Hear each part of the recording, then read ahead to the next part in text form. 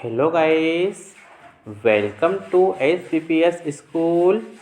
Today we see chapter 13 जीव और समष्टियाँ of 12th class biology. Watch the video from start to end. If you like the video then please like and share. आइए हम chapter 13 जीव और समष्टियाँ का solution कर लेते हैं। ठीक है, इसमें हम पहले क्वेश्चन आंसर डिस्कस कर लेते हैं। फर्स्ट क्वेश्चन दिया गया है, शीत निष्क्रियता हाइबरनेशन से उपरती डायपास किस प्रकार भिन्न है। आइए हम इसका आंसर देखते हैं।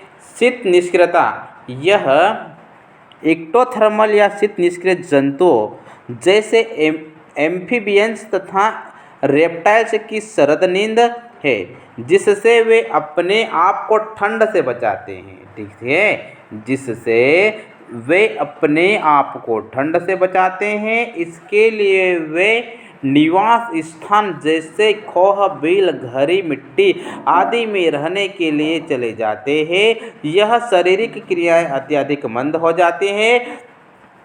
कुछ चिड़ियाँ यहाँ भालू के द्वारा भी शीत निष्क्रियता संपन्न की जाती हैं। ठीक है, उपरति अब हम देखते हैं। उपरति यह निलंबित वृद्धि या विकास का समय है। यह निलंबित वृद्धि या विकास का समय है। प्रतिकूल परिस्थितियों में झीलों और तालाबों में प्राणीप्लव की अनेक जातियां उपरति में आ जाती हैं, जो निलंबित परिवर्धन की एक अवस्था है। ठीक है, जो कि निलंबित परिवर्धन की एक अवस्था है। ठीक है, नेक्स्ट क्वेश्चन देखते हैं। क्वेश्चन नंबर 2, अगर समुद्री मछली को अलवण जल फ्रेश वाटर की जल जीवशाला एक्वेरियम में रखा जाता है तो क्या वह मछली जीवित रह पाएगी? क्यों और क्यों नहीं? क्यों और क्यों नहीं, इसका आंसर देख लेते हैं। अगर समुद्री मछली को अलवण जल की जल जीवशाला में रखा जाए तो वह परासरणीय समस्याओं के कारण जीवित नहीं रह पाएगी तथा मर जाएगी। तेज परासरण होने के कारण रक्त दाब तथा रक्त आयतन बढ़ जाता है। ठीक है, तेज परासरण होने के कारण रक्त दाब तथा रक्त आयतन बढ़ जाता है, जिससे मछली की मृत्यु हो जाती है। ठीक है, नेक्स्ट क्वेश्चन देखते हैं।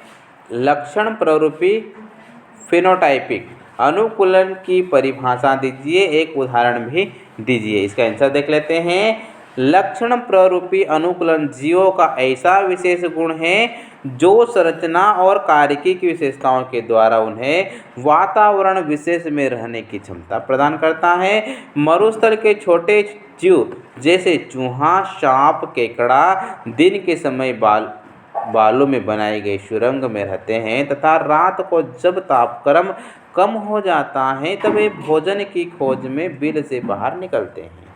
ठीक है, मरुस्थलीय अनुकूलन का सर्वश्रेष्ठ उदाहरण ऊँट है। ठीक है, मरुस्थलीय अनुकूलन का सर्वश्रेष्ठ उदाहरण ऊँट है। इसके खुर की निचली सतह चौड़ी और गद्देदार होती है। ठीक है, जो इसके खुर की निचली सतह होती है वह चौड़ी होती है और गद्देदार होती हैं। इसके पीठ पर संचित भोजन के रूप में वसा एकत्रित रहती हैं, जिसे हम्प कहते हैं। भोजन नहीं मिलने पर इस वसा का उपयोग ऊँट ऊर्जा के लिए करता है। जल उपलब्ध होने पर एक बार में लगभग 50 लीटर जल पी लेता है, जो शरीर के विभिन्न भागों में शीघ्र वितरित हो जाता है। उत्सर्जन द्वारा इनके शरीर से बहुत कम मात्रा में जल बाहर निकलता है।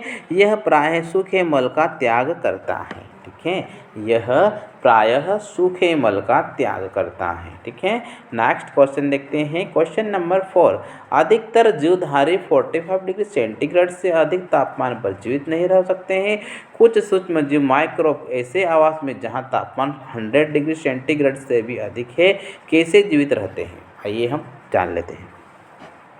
सूक्ष्म जीवों में बहुत कम मात्रा में स्वतंत्र जल रहता है। शरीर से जल निकलने से उच्च तापक्रम को विरुद्ध प्रतिरोध उत्पन्न होता है। सूक्ष्म जीवों की कोशाभित्ति में तापसहन अणु तथा तापक्रम प्रतिरोधक एंजाइम भी पाए जाते हैं। ठीक है, नेक्स्ट क्वेश्चन देखते हैं। क्वेश्चन नंबर 5,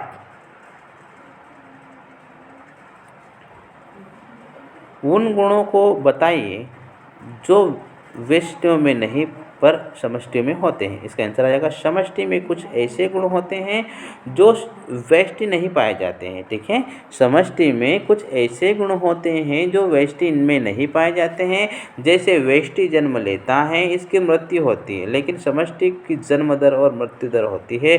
समष्टि में इन दरों को क्रमशः प्रति व्यष्टि जन्म दर और मृत्यु दर होते हैं। मृत्यु दर कहते हैं जन्म और मृत्यु दर के समष्टि में सदस्यों के संबंधों में संख्या में वृद्धि का ह्रास के रूप में प्रकट किया जाता है। जैसे किसी तालाब में गत वर्ष जल लिली के 20 पौधे थे और इस वर्ष जनन द्वारा 8 नए पौधे और बन जाते हैं, तो वर्तमान में समष्टि 28 हो जाती है। तो हम जनन दर की गणना 8/20 = 0% प्रति जल लिली की दर से करते हैं। अगर प्रयोगशाला समष्टि के 50 फल मक्खियों में से 5 व्यष्टि किसी विशेष अंतराल जैसे 1 सप्ताह में नष्ट हो जाती हैं, तो इस अंतराल में समष्टि में मृत्यु दर 5/50 = 0.1 व्यष्टि प्रति फल मक्खी प्रति सप्ताह कहलाएगी। ठीक है, नेक्स्ट क्वेश्चन देखते हैं। पादपों में शाकाहारिता के विरुद्ध रक्षा करने की महत्वपूर्ण विधियां बताइए। पादपों में शाकाहारिता के विरुद्ध रक्षा करने की महत्वपूर्ण विधियां बताइए। इसका आंसर देख सकते हैं। पत्ती की सतह पर मोटी क्यूटिकल का निर्माण। पत्ती की सतह पर मोटी क्यूटिकल का निर्माण। पत्ती पर कांटों का निर्माण जैसे कि नागफनी। कांटों के रूप में पत्तियों का रूपांतरण जैसे डुरेंटा। पत्तियों पर कैंटिले किनारे का निर्माण। पत्तियों में तेज सिलिकेटेड किनारों का विकास। बहुत से पादप ऐसे रसायन उत्पन्न और भंडारित करते हैं जो खाए जाने पर शाकाहारियों को बीमार कर देते हैं। ठीक है, बहुत से पादप ऐसे रसायन उत्पन्न और भंडारित करते हैं जो खाए जाने पर शाकाहारियों का बीमार कर देते हैं। उनकी पाचन का संदमन करते हैं, उनके जनन को भंग कर देते हैं, यहाँ तक कि मार देते हैं। जैसे केलोट्रोपिस अत्यधिक विषैला पदार्थ ग्लाइकोसाइड उत्पन्न करता है। ठीक है, नेक्स्ट क्वेश्चन देखते हैं। अर्किड पौधा आम के पेड़ की शाखा पर उग रहा है। ठीक है, अर्किड पौधा आम के पेड़ की शाखा पर उग रहा है। अर्किड और आम के पेड़ के बीच पारस्परिक क्रिया का वर्णन आप कैसे करेंगे? इसका आंसर देख लेते हैं। अर्किड पौधा तथा आम के पेड़ की शाखा सहभोजिता प्रदर्शित करता है। ठीक है, अर्किड पौधा तथा आम के पेड़ की शाखा सहभोजिता प्रदर्शित करता है। यह ऐसी पारस्परिक क्रिया है जिसमें एक जाति का लाभ होता है और दूसरी जाति को न लाभ और न ही हानि होती है। ठीक है, आम की शाखा पर अधिपादप के रूप में उगने वाले अर्किड को लाभ होता है, जबकि आम के पेड़ को उसके कोई लाभ नहीं होता है। ठीक है, ध्यान से समझिए इस पॉइंट को।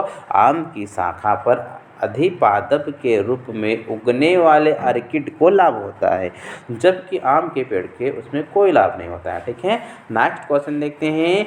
कीट पीड़कों के प्रबंधन के लिए जैव नियंत्रण विधि के पीछे क्या पारिस्थितिक सिद्धांत हैं?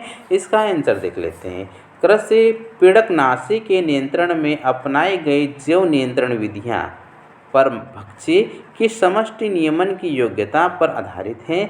परभक्षी स्पर्धा शिकार जातियों के बीच स्पर्धा की तीव्रता कम करके किसी समुदाय में जातियां की विविधता बनाए रखने में भी सहायता करता है। ठीक है, परभक्षी पीड़कों को शिकार करके उनकी संख्या और उनके वास स्थान में नियंत्रित कर रखते हैं। गेम्बुसिया मछली मच्छरों के लार्वा को खाती है और इस प्रकार की कीटों को संख्या को नियंत्रित में रखती है। ठीक है, गेम्बुसिया मछली मच्छरों के लार्वा को खाती है और इस प्रकार की कीटों की संख्या को नियंत्रित रखती है। ठीक है,